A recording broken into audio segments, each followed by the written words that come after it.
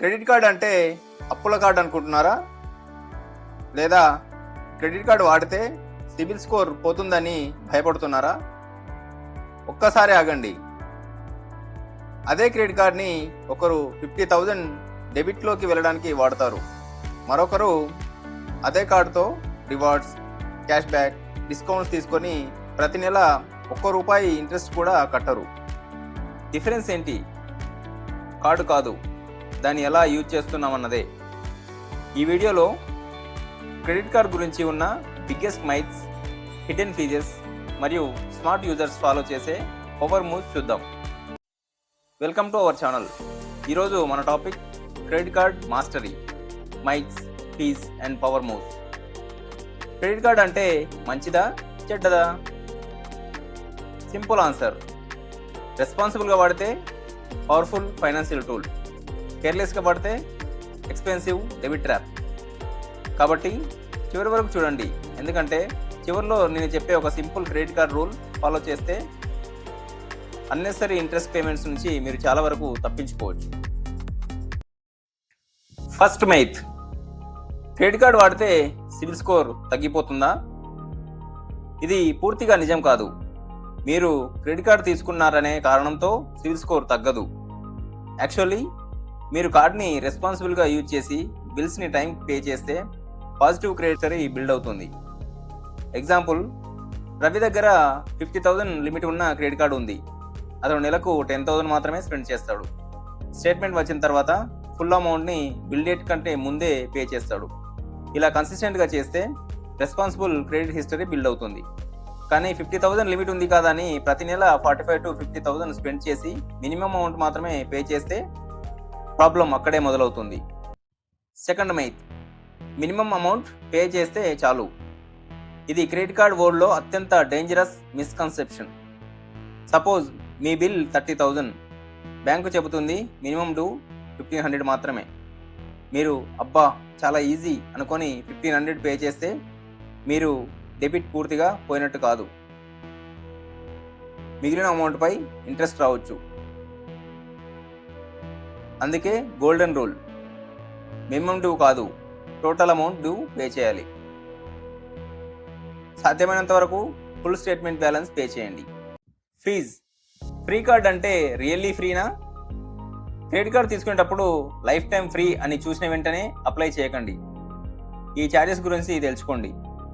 Joining fee, annual fee, late payment fee, cash withdrawal fee, foreign currency, EMI processing fee, over limit charges. Example, మీ కార్డుకి ₹1,000 annual fee ఉందని అనుకుందాం. కానీ మీరు సంవత్సరానికి 1 lakh స్పెండ్ చేస్తే కార్డు ఇచ్చే క్యాష్ బ్యాక్ లేదా రివార్డ్ ద్వారా 2,000 వాల్యూ వస్తే then the fee may be worth it. కానీ ₹1,000 ఫీ కట్టి రివార్డ్స్గా 200 వస్తే కార్డు మీకు బెనిఫిట్స్ ఇవ్వడం లేదు, మీరు కార్డుకి బెనిఫిట్ ఇస్తున్నారు. ఇప్పుడు అసలు ఇంట్రెస్టింగ్ పార్ట్, క్రెడిట్ కార్డ్ నుంచి మ్యాక్సిమం బెనిఫిట్స్ తీసుకోవడానికి పెద్ద శాలరీ అవసరం లేదు. ఒక simple timing trick, spending discipline ఉంటే చాలు.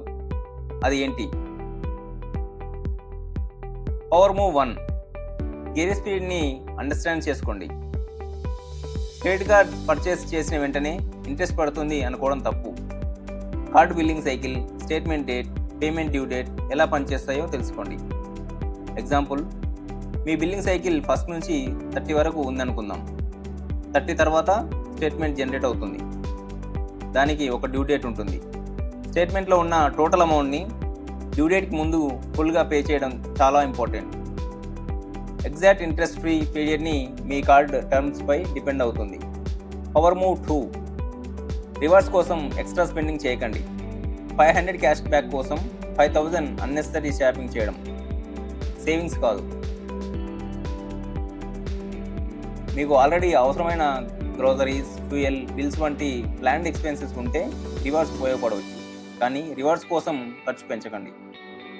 గుర్తుంచుకోండి, ₹100 క్యాష్ బ్యాక్ కోసం 1,000 ఎక్స్ట్రా స్పెండ్ చేస్తే మీరు 900 సేవ్ చేయలేదు, 900 స్పెండ్ చేశారు.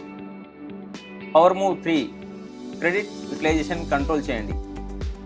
మీ క్రెడిట్ లిమిట్ 1 lakh అనుకుందాం. ప్రతి నెల 90,000 వరకు కార్డ్ని మ్యాక్స్ చేయాల్సిన అవసరం లేదు. మీ స్పెండింగ్ కెపాసిటీని ఇన్కమ్కి మ్యాచ్ చేయండి. Credit limit equals to spending target కాదు, అది మ్యాక్సిమం బారోయింగ్ లిమిట్ మాత్రమే. పవర్ మూవ్ 4, ఈఎంఐని ఫ్రీ మనీగా చూడకండి. నో కాస్ట్ ఈఎంఐ అని కనిపిస్తే వెంటనే ప్రోడక్ట్ కొనకండి. నో కాస్ట్ ఈఎంఐలో కూడా processing fee, taxes, discounts, adjustment వంటి టర్మ్స్ ఉండొచ్చు. ప్రతి ఈఎంఐ ముందు 3 క్వశ్చన్స్: ఫైనల్ పేయబుల్ అమౌంట్ ఎంత? ప్రాసెసింగ్ ఫీ, అదర్ ఛార్జెస్ ఉన్నాయా? నేను క్యాష్తో కొన్నా కూడా ఈ ప్రోడక్ట్ నిజంగా అవసరమేనా? అప్పుడు మాత్రమే డిసిషన్ తీసుకోండి. ఇప్పటి వరకు చూసినవి ఒకసారి రీక్యాప్ చేద్దాం.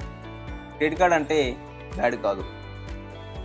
మినిమం డ్యూ కాకుండా టోటల్ డ్యూ పే చేయడం లక్ష్యంగా పెట్టుకోండి. Annual fee, late fee, cash withdrawal fee, forex, EMI charges తెలుసుకోండి. రివార్డ్స్ కోసం అన్నెసరీ స్పెండింగ్ చేయకండి. క్రెడిట్ లిమిట్ని ఫ్రీ మనీగా చూడకండి. ఈఎంఐ టర్మ్స్ చదువును మాత్రమే యూజ్ చేయండి.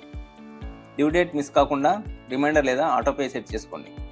ముఖ్యంగా credit card should follow your budget. Your budget should not follow your credit card.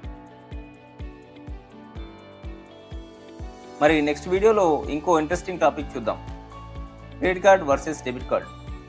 అసలు రోజువారీ స్పెండింగ్కి ఏది better? Rewards, safety, fraud protection, budgeting. ఏ సందర్భంలో క్రెడిట్ కార్డ్ వాడాలి, ఏ సందర్భంలో డెబిట్ కార్డ్ వాడాలి, అది ప్రాక్టికల్గా ఇండియన్ ఎగ్జాంపుల్తో చూద్దాం. చివరిగా ఒక మాట గుర్తుపెట్టుకోండి. క్రెడిట్ కార్డ్ మీ వ్యాలెట్లో ఉన్న మనీ కాదు, అది బ్యాంక్ ఇచ్చిన టెంపరీ క్రెడిట్. మీరు ప్రతి నెల ఫుల్ పేమెంట్ చేయగలిగితే అది యూజ్ఫుల్ టూల్. కానీ రీపేమెంట్ ప్లాన్ లేకుండా స్పెండ్ చేస్తే అదే కార్డ్ డెబిట్ ట్రాప్ అవుతుంది. మనీ సంపాదించడం ముఖ్యం, మనీని స్మార్ట్గా మేనేజ్ చేయడం ఇంకా ముఖ్యం. ఈ వీడియో యూస్ఫుల్గా అనిపిస్తే లైక్ చేయండి, షేర్ చేయండి, ఫాలో చేయండి.